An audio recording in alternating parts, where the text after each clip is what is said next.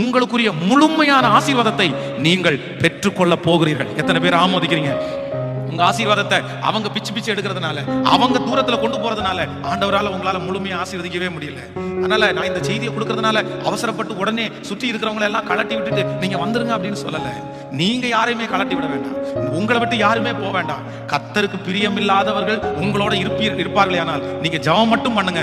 அவங்க உங்களோட இருக்க முடியாது. அவங்க உங்களோட இருக்கவும் மாட்டாங்க. ஆமோதிக்கிறீங்களா இல்லையா?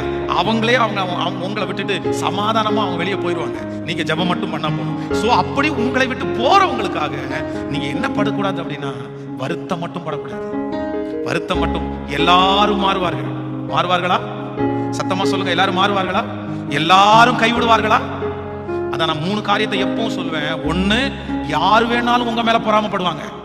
ஹலோ சொல்லுங்க, சத்தமா சொல்லுங்க. யார் வேணும்னாலும் உங்க மேல பொறாமப்படுவாங்க. ஒரு வீட்டுல 2 பெண் குழந்தைகள், குட்டி குழந்தைங்க இருக்குது.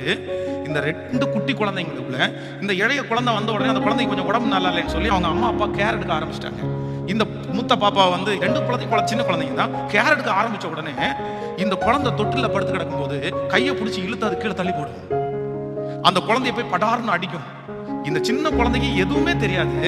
ஆனா அம்மா அப்பா ஒரு குழந்தைய எக்ஸ்ட்ரா கேர் எடுக்கிறாங்கன்றது அதால தாங்க முடியல.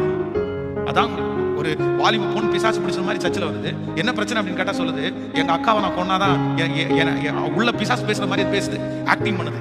எங்க அக்கா செத்துட்டானா நான் நல்லா இருவேன், எங்க அக்கா செத்துட்டானா நான் நல்லா இருவேன். அப்புறம் விசாரிச்சு பார்த்தா தான் தெரியுது, சின்ன வயசுல இருந்து அவங்க அம்மா அப்பா அக்காவுக்கு ரொம்ப கேர் எடுக்கிறதுனால அவங்க மேல ஒரு பொறாமை. அப்போ ஒன்று நினைத்துக் கொள்ளுங்கள், யார் வேண்டும் என்றாலும் உங்கள் மேல் பொறாமை. பெத்த அம்மா கூட சில டைம் பொறாமப்படுவாங்க, பெத்த அப்பா கூட பொறாமப்படுவாங்க. யார் வேண்டும் என்றாலும் பொறாமப்படுவார்கள். நம்பர் 2, யார் வேண்டும் என்றாலும் மாறுவார்கள். யார் வேண்டும் என்றாலும் மாறுவார்கள். அழுத்தி சொல்றேன், யார் வேணாலும். நீங்க மலையை போல நம்பி இருக்கிறவங்க கூட மாறுவாங்க. நம்பர் 3, யார் வேண்டும் என்றாலும் கைவிடுவார்கள். இந்த 3ஐயும் ஒரு ஆண்டவருடைய பிள்ளை மறக்கவே கூடாது சாகிற வரைக்கும். 1, யார் வேணாலும் என் மேல பொறாமப்பட முடியும். நம்பர் 2, யார் வேணாலும் என்ன மறந்துடுவாங்க.